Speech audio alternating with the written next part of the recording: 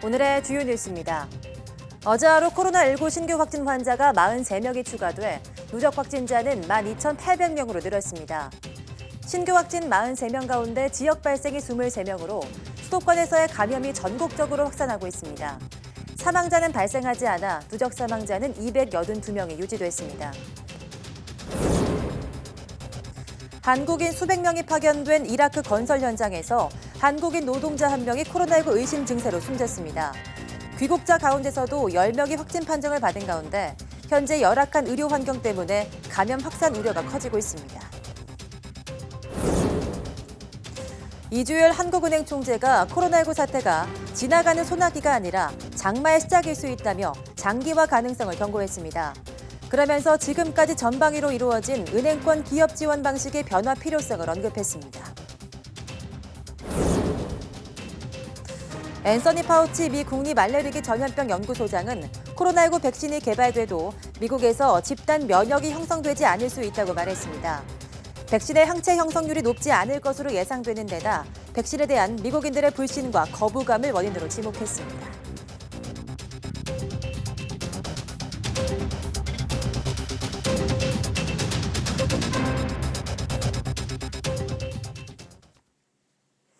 여러분 안녕하십니까? 6월 30일 사이언스 투데이입니다. 지역 감염이 계속되는 가운데 해외 유입 환자도 늘면서 어제 하루 코로나19 환자가 43명 늘었습니다. 중앙방역대책본부는 오늘 0시 기준 국내 확진자는 12,800명, 사망자는 282명이라고 밝혔습니다. 지역 발생은 23명으로 수도권과 대전을 중심으로 전국 곳곳에서 나왔습니다. 지역 감염은 서울 6명, 경기 7명을 비롯해서 대전 5명, 광주 3명, 강원과 충북에서 각각 1명씩 확진됐습니다. 해외 유입은 20명으로 국내 입국자 검역에서만 13명이 양성 판정을 받았습니다. 완치 환자는 108명 늘어 격리 해제 누적은 11,537명입니다. 네, 한국인 수백 명이 파견된 이라크 건설 현장에서 한국인 노동자 1명이 코로나19 의심 증세로 숨졌습니다. 이라크에는 코로나19 치료 시설은 고사하고 병상 확보도 어려워서 추가 감염 사례가 나올 경우 대처가 쉽지 않은 상황입니다. 조승희 기자입니다. 이라크 건설 현장에서 일하던 한국인 노동자 1명이 코로나19 의심 증세로 숨졌습니다. 이라크 주재 한국 대사관 측은 홈페이지 공지로 이 같은 내용을 밝혔습니다. 한화건설은 지난 27일 바그다드 외곽 미스마야 신도시 건설공사 현장에서 코로나19 의심 증상을 보였던 협력업체 소장 이모 씨가 숨졌다고 확인했습니다. 한화건설에 따르면 이 씨는 앞서 이달 중순 발열과 폐렴 증상을 보여 병원으로 옮겨져 치료를 받아왔습니다. 이에 따라 공사는 중단됐고 현장 직원들은 격리 조치된 것으로 전해졌습니다. 해당 건설 현장에서는 최근 방글라데시인 노동자 1명도 코로나19 의심 증상으로 숨졌습니다. 바그다드 주재 한국 대사관은 지난 11일과 21일 유엔 특별기편으로 귀국한 한국인 가운데 10명이 코로나19 확진 판정을 받았다고 밝혔습니다. 한국에서 양성 판정 받으신 분은 10명을 남으시고 여기서 저희가 파악하기로는 일단은 아직은 없는 걸로 파악되는데 이건 아직 오피셜은 아니고요. 한화건설은 확진자 가운데 7명이 자사 소속이며 나머지 3명은 협력업체 직원이라고 설명했습니다. 현재 이라크는 코로나19 관련 치료시설이 부족한 데다 병상 확보도 어려운 상황인 것으로 알려졌습니다. 지금 이라크에서 코로나 확진자가 전달 대비 10배 이상 증가해가지고 대사관 홈페이지에 공지됐듯이 지금 포화 상태에 있는 상황이고요. 비스마야 건설 현장에는 아직까지 약 150명 정도의 한국인 노동자가 남아있어 이들 가운데 추가 감염자가 나올 가능성도 배제할 수 없는 상황입니다. YTN 조승입니다. 우리나라 제조기업의 체감 경기가 이달에는 넉 달 연속 하락을 멈추고 다소 나아진 것으로 나타났습니다. 한국은행에 따르면 이달 제조업 업황 기업 경기 실사지수 BSI는 지난달보다 2포인트 상승한 51을 기록했습니다. 제조업 BSI는 올해 1월 76을 기록했다. 코로나19 확산으로 내수와 수출 모두 부진하면서 2월부터 5월까지 넉 달 연속 큰 폭의 하락세를 보였습니다. 다음 달인 7월 제조업 업황을 전망하는 BSI도 이달에는 지난 5월보다 2포인트 올라 기업들이 다소나마 경기가 나아질 것으로 내다봤습니다. 제조업뿐 아니라 서비스업 등 비제조업까지 포함한 모든 업황 BSI도 이달에는 지난달보다 3포인트 오른 56을 기록하며 2달 연속 상승세를 이어갔습니다. 네, 이주열 한국은행 총재가 코로나19 사태의 장기화를 경고하며 지금까지 전방위로 이루어진 은행권 기업 지원 방식의 변화 필요성을 언급했습니다. 은행권에 따르면 지난 22일 이 총재는 은행장 간담회에서 코로나19 사태가 지나가는 소나기인 줄 알았는데 장마의 시작일 수도 있겠다는 생각이 든다고 말했습니다. 그러면서 코로나19 사태가 장기화한다면 대응도 길게 보고 접근할 필요가 있다며 금융권이 기업을 지금처럼 전방위적 지원을 계속할 수 있는지 접근 방식을 바꿔 지원할지 고민해야 할 때가 온 것이라고 덧붙였습니다. 이 총재는 좀 더 창의적으로 지원하는 방식이 있을 텐데 어려운 기업이 영업 방식을 혁신적으로 바꾸면 지원한다든지 거래은행이 업종 변경을 권고한다든지 기업의 경영 혁신을 유도할 수 있는 방식으로 지원하는 방안을 생각해봐야 한다고 조언했습니다. 코로나19로 인해서 사람 사이 접촉이 제한되면서 생긴 변화 중 하나가 로봇의 활용이 늘고 있다는 겁니다. 지구촌 곳곳에서 코로나19 극복을 위해 인간을 돕고 있는 로봇의 활동 모습을 이동원 기자가 보도합니다. 식당에서 음식을 나르는 로봇은 이제 더 이상 신기한 모습이 아닙니다. 사람 간 접촉을 통한 코로나19 확산을 막기 위해 로봇을 이용하는 식당들이 세계 곳곳에서 늘고 있습니다. 코로나19로 집에 격리된 사람들에게 주문 음식을 배달하기 위한 박스 로봇도 등장했습니다. 통 안에 담긴 음식을 입력된 위치로 배달하는데 배달원과의 접촉도 가능하면 피하기 위해서입니다. 싱가포르에선 공원 등 야외에서 주민들이 사회적 거리 두기를 지키도록 감시하는 역할을 로봇이 합니다. 네 발로 걷는 개 로봇이 공원을 순찰하고 거리 두기를 독려합니다. Let's keep Singapore healthy. For your own safety and for those around you, please stand at least 1 meter apart. Thank you. 청소와 함께 소독이 중요해지면서 청소 로봇의 활용도 늘고 있습니다. 코로나19 살균 효과가 있는 자외선을 켠 로봇이 상가 소독에 나서고 사무실에선 사람들이 많이 만지는 손잡이를 찾아 자외선으로 소독을 합니다. 홍콩에선 지하철 소독은 이미 로봇의 몫입니다. 코로나19 환자 치료는 강한 전염성 때문에 로봇의 활용이 활발한 분야입니다. 사람의 손을 거치지 않고 코로나19 검체를 채취하는 로봇이 개발됐고 간단한 체온 측정은 의료진이 아닌 로봇만으로 충분한 세상이 됐습니다. Hello, good morning. I am here to take your temperature. 지난 3월 일본의 한 대학에선 아바타 로봇이 대신 참석하는 졸업식이 열렸습니다. 졸업생들은 집에서 아바타 로봇을 조종하며 아쉬우나마 졸업의 기쁨을 느껴야 했습니다. YTN 이동원입니다. 안산 유치원 집단 식중독 사태 원인이 여전히 오리무중인 가운데 일부 학부모들이 자체 조사한 결과 오이와 당근 같은 생야채에서 감염이 시작됐을 수 있다는 주장이 나왔습니다. 식중독균 음성 판정을 받은 아이들 가운데 생야채를 먹지 않은 경우가 많았다는 설명입니다. 부장원 기자입니다. 처음 발병 신고가 이뤄진 지난 16일, 보건당국은 유치원 식단 조사에 들어갔습니다. 조사 대상은 지난 10일 메뉴부터였는데 남아있던 보존식에선 식중독균이 나오지 않았고 이 가운데 궁중떡볶이와 수박 등 6개 메뉴는 이미 폐기된 뒤라 조사조차 하지 못했습니다. 아이마다 어떤 음식을 먹었는지 일일이 물어봐 퍼즐을 맞출 수밖에 없는 상황인 가운데 생야채가 감염 원인일 수 있다는 주장이 나왔습니다. 일부 학부모들이 자체 조사해본 결과 평소 유치원에서 급식 때 파프리카나 당근, 오이 같은 익히지 않은 야채를 자주 주곤 했는데 장출혈성 대장균 음성 판정을 받은 아이들은 이 생야채를 먹지 않은 경우가 적지 않았다는 겁니다. 실제 유치원 식단표를 보면 매주 사흘 이상 생야채가 들어있는데 첫 증상이 나온 지난 12일 전으로 거슬러 가면 8일과 9일에 각각 당근과 오이가 있습니다. 평균 사나흘에 이르는 식중독균 잠복기를 고려할 때 이 메뉴가 원인이었을 가능성도 있는 겁니다. 평균이 3, 4일이고 최장 잠복기는 2에서 10일이니까. 근데 좀 늦게 나타나는 경우도 아예 배제는 못하긴 하죠. 의학 전문가들 역시 흔히 알려진 쇠고기나 우유 말고도 오염된 퇴비로 기른 야채 역시 식중독을 일으킬 수 있는 원인이 된다고 말합니다. 2011년도 독일에서 발생한 대규모 장출혈성 대장균 감염증이 바로 그런 야채 섭취로 인해서 발생된 사례고요.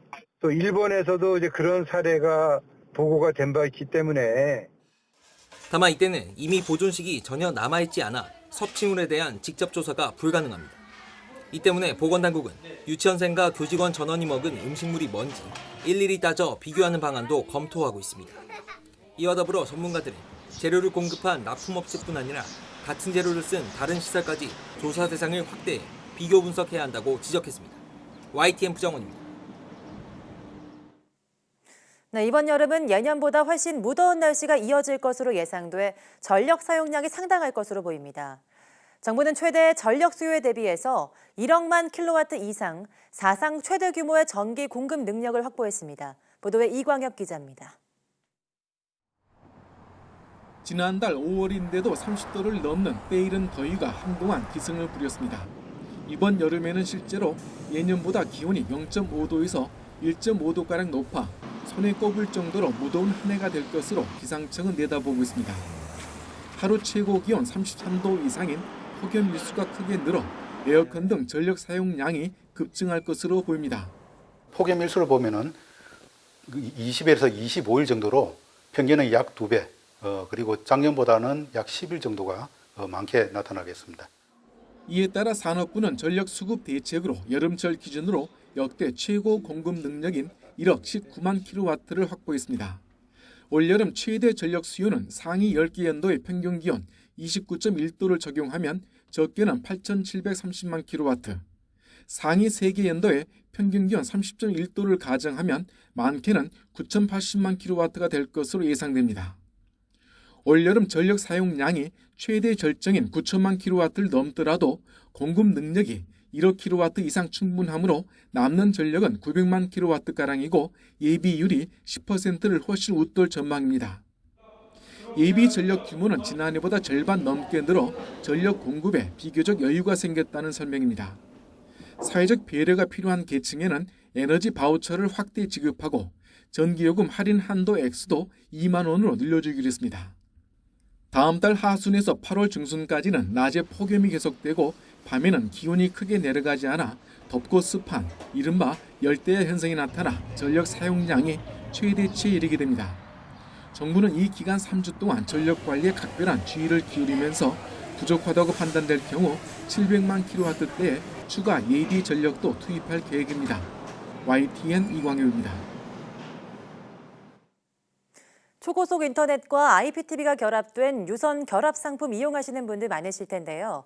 가입 회사를 옮기려 할 경우 절차가 여간 까다로운 게 아니었습니다. 앞으로는 새로 이동하려는 회사에 가입 신청만 하면 기존 회사의 서비스 해지까지 한 번에 처리됩니다. 최명신 기자입니다. 이동통신 3사는 지난 2004년 해지 절차를 간편화한 번호 이동성 제도를 시행했습니다. 한 고객이 A라는 통신사에서 B라는 통신사로 옮길 경우 기존 서비스 해지는 통신사끼리 자동으로 알아서 처리하는 방식입니다.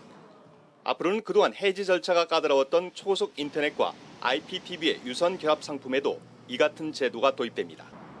방통위는 다음 달부터 유선 결합 상품의 해지와 신규 가입을 단 한 번에 처리하도록 하는 원스톱 사업자 전환 서비스를 시행하기로 했습니다. 지금까지 유선 결합 상품을 해지하거나 새로 가입하기 위해선 기존에 사용 중인 서비스 해지 신청을 한 뒤 이동할 서비스에 새롭게 가입해야 했습니다. 이 과정에서 통신사의 해지 방어 행위와 이중 과금 문제도 빈번하게 발생했습니다. 이번 유선 결합 상품 원스톱 사업자 전환 서비스의 도입으로 사업자들의 부당한 해지 방어 행위가 근절되고 이용자의 편의성은 증대되도록 최선을 다하겠습니다. 방통위는 전국 단위 IPTV와 위성방송을 대상으로 우선 다음 달 1일 시범 서비스를 실시한 뒤 27일부터 본격 시행하기로 했습니다. 단 LG 헬로비전과 딜라이브, 현대 HCN 등 지역 케이블 방송 사업자는 1년 뒤인 내년 7월부터 순차적으로 도입하기로 했습니다. YTN 최명신입니다. 국내에서 5G 스마트폰을 사용하더라도 실제로 5G망에 연결되는 시간은 전체의 15%에 불과하다는 조사 결과가 나왔습니다. 영국 시장조사기관 오픈시그널은 6월 한국 5G 사용자 경험 보고서를 통해 통신사별 5G 가용성 조사 결과를 발표했습니다. 가용성은 네트워크의 서비스 구역을 고려하지 않은 개념으로 사람들이 가장 자주 사용하는 장소에서 네트워크 연결 시간의 비율을 측정한 수치입니다. 통신사 가운데 5G 연결 시간 비중은 SK텔레콤이 15.4%로 가장 높았고 LGU+, 15.1%, KT가 12.5%였습니다.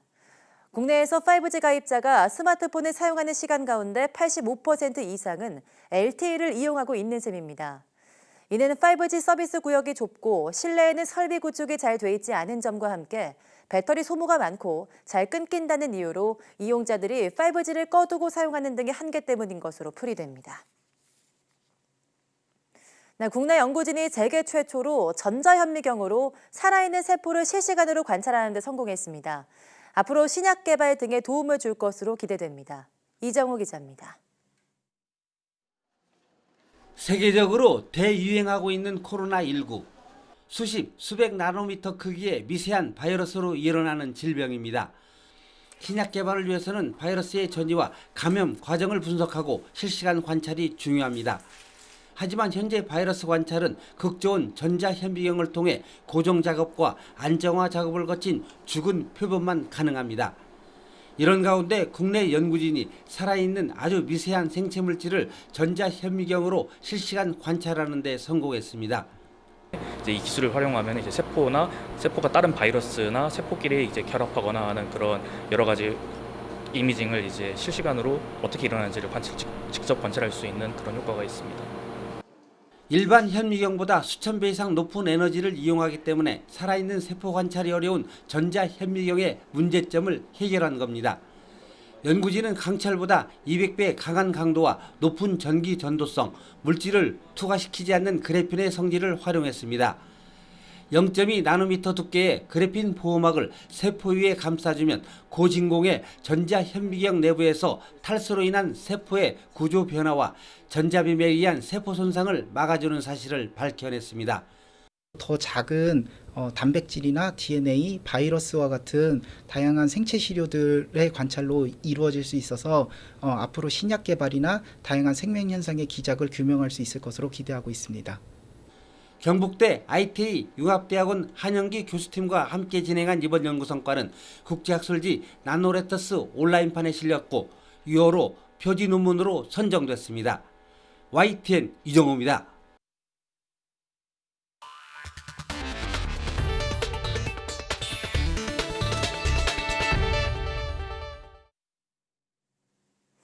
테워드로스 아드하놈 거브러여수스 세계보건기구 WHO 사무총장은 현지 시간 29일 코로나19의 최악이 아직 오지 않았다고 말했습니다. 그는 스위스 제네바 WHO 본부에서 열린 화상 언론 브리핑에서 우리는 모두 이것이 끝나기를 바라고 삶을 이어가기를 바란다면서 하지만 엄혹한 현실은 이것이 종결 근처에도 가지 않았다는 것이라고 밝혔습니다. 그는 많은 나라가 일부 진전을 이뤘음에도 실제로는 전 세계에서 대유행이 가속하고 있다면서 확진자는 1,000만 명, 사망자는 50만 명에 달하고 국가별 단합이나 국제적 연대가 부족한 데다 세계가 분열돼 바이러스 확산에 부추기는 상황에는 최악이 아직 오지 않았다고 경고했습니다.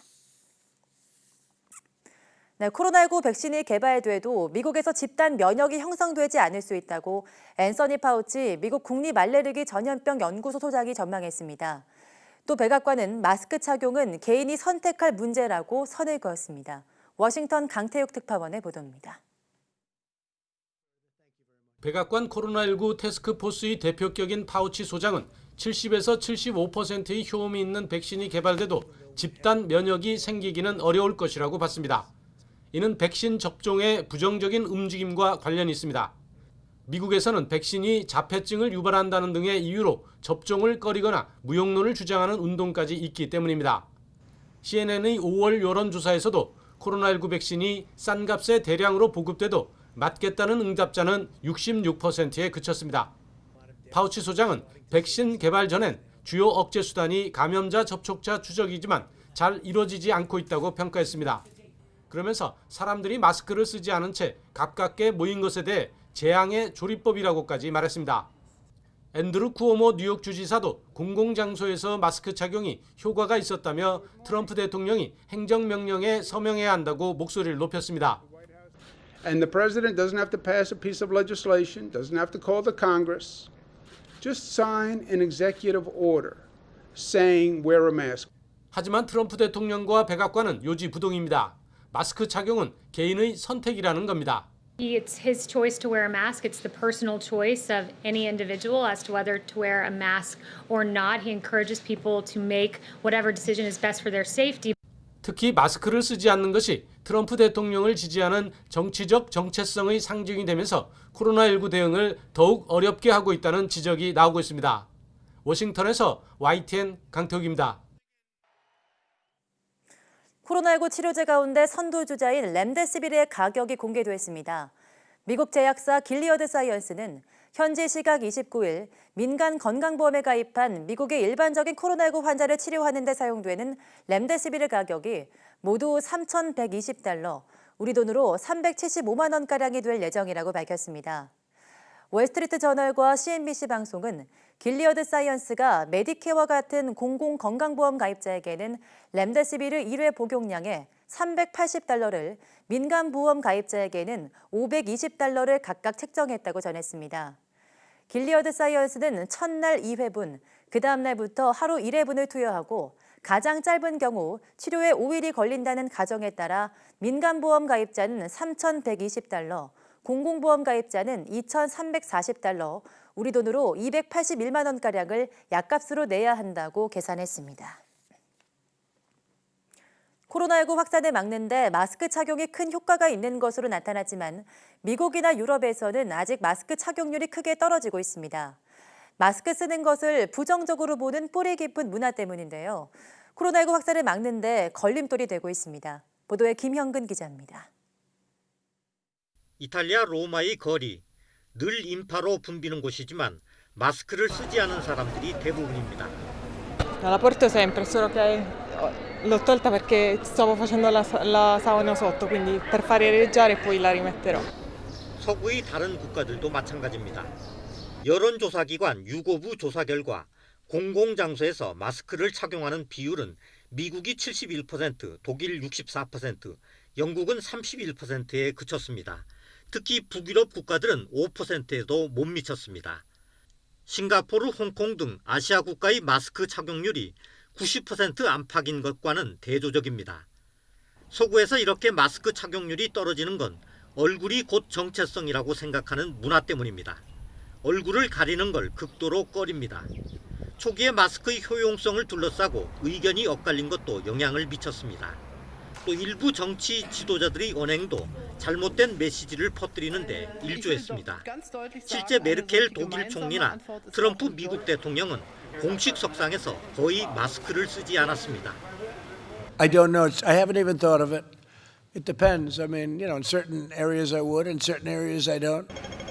하지만 신규 확진자 수를 낮은 수준에서 유지하고 있는 아시아 국가들을 보면서 서구 국가들도 생각이 달라지고 있습니다. 마스크 착용을 의무화하는 곳이 늘고 있습니다. Face coverings will become mandatory on public transport.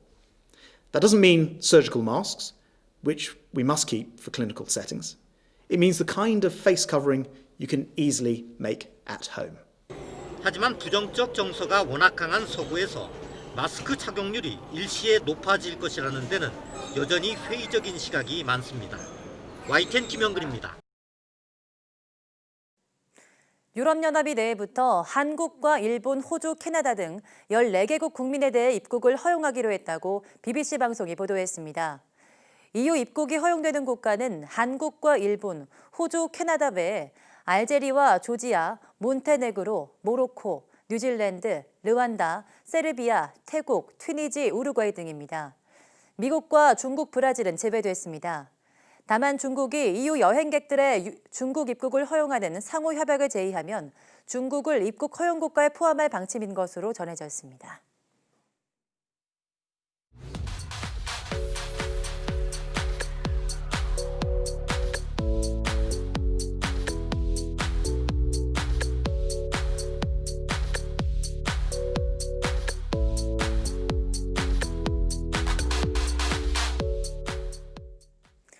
교육부는 지난달 과학, 수학, 정보 융합 교육 종합 계획을 발표했습니다. AI와 VR 같은 첨단 기술을 교육에 접목한 에듀테크로 교육의 질을 높이는 것이 핵심인데요. 오늘 오후 사이언스 투데이에서 이상수 교육부 교육과정 정책관 국장과 함께 자세하게 이야기 나눠보겠습니다. 함께해 주신 여러분 고맙습니다.